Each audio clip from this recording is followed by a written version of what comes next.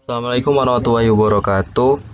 Kembali lagi bersama saya Muslim Afif. Nah, di video kali ini saya akan menjelaskan tentang SDLC untuk memenuhi tugas dari mata kuliah RPLBO.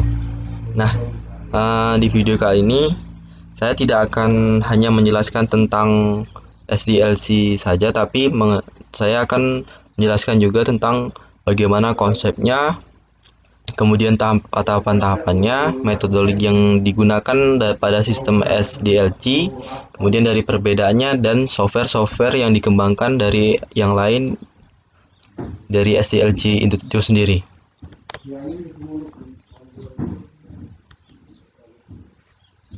Nah, SDLC atau System Development Life Cycle merupakan siklus pengembangan suatu sistem.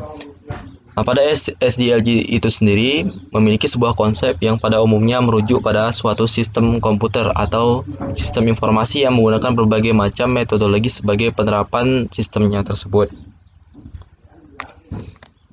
Nah, pada tahapan dari SDLC itu sendiri yaitu yang pertama, planning, yaitu merupakan perencanaan sebuah sistem atau penggambar ide. Kemudian analisis, yaitu menganalisa sebuah sistem apabila sudah dirancang. Yang ketiga yaitu desain, setelah selesai untuk menganalisa apa yang dibuat, kemudian kita merancang sebuah sistem atau prototype.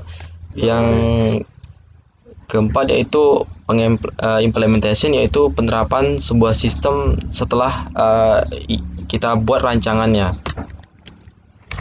Yang kelima yaitu testing dan integration, yaitu pengajuan sebuah sistem ketika sistem itu sudah dibuat. Yang terakhir yaitu maintenance, yaitu pemeliharaan sebuah sistem apabila telah selesai mengalami uji coba dan pengetesan sebuah sistem itu sendiri apakah berhasil atau tidak. Nah, kemudian dari metodologi SDLC yaitu waterfall, prototype, rapid application development, spiral, agile, dan scrum. Nah, untuk metodologi tambahan atau pengembangan software lainnya yaitu DevOps, iteratif, Fountain, dan synchronous stabilis. Nah, untuk selanjutnya yaitu saya akan membandingkan atau menjelaskan tentang perbedaan antara waterfall, kemudian prototype, dan sejenis pengembangan perangkat lainnya masih dalam ruang lingkup SDLC itu sendiri. Nah, untuk waterfall seperti ini konsepnya.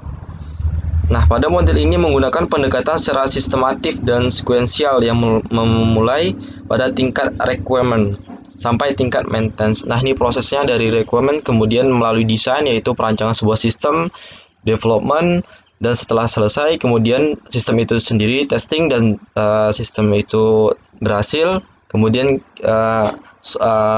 user tersebut akan memelihara sebuah sistem yang telah berhasil. Nah, yang kedua yaitu prototype. Nah, untuk prototype sendiri merupakan model pengembangan software yang mengizinkan penggunaan atau user memiliki gambaran awal tentang program yang akan dikembangkan serta melakukan pengujian awal.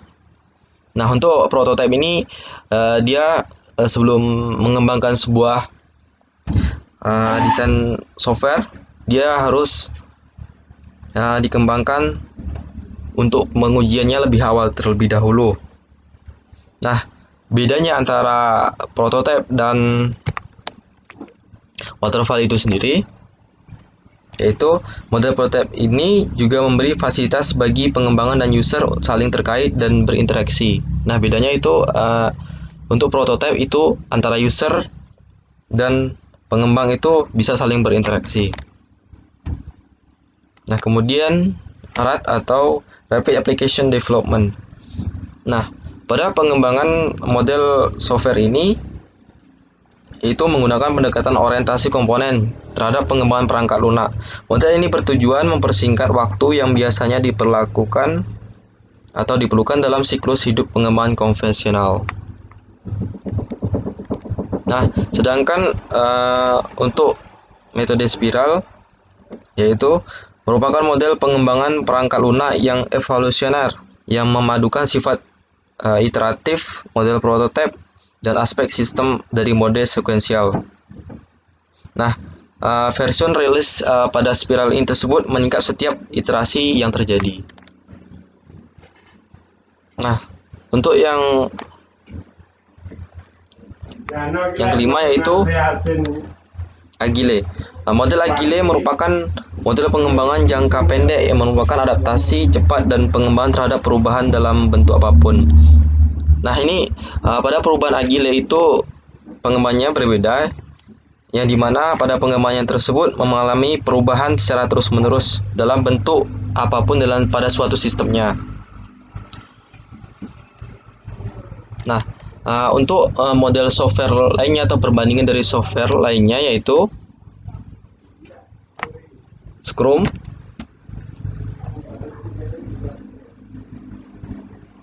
yang dimana metode Scrum pada dasarnya meminjam filosofi metode Agile, berarti tidak jauh beda antara metode Agile. Dalam hasil pengembangan dan penggunaan harus saling bekerja sama secara terus-menerus setiap hari.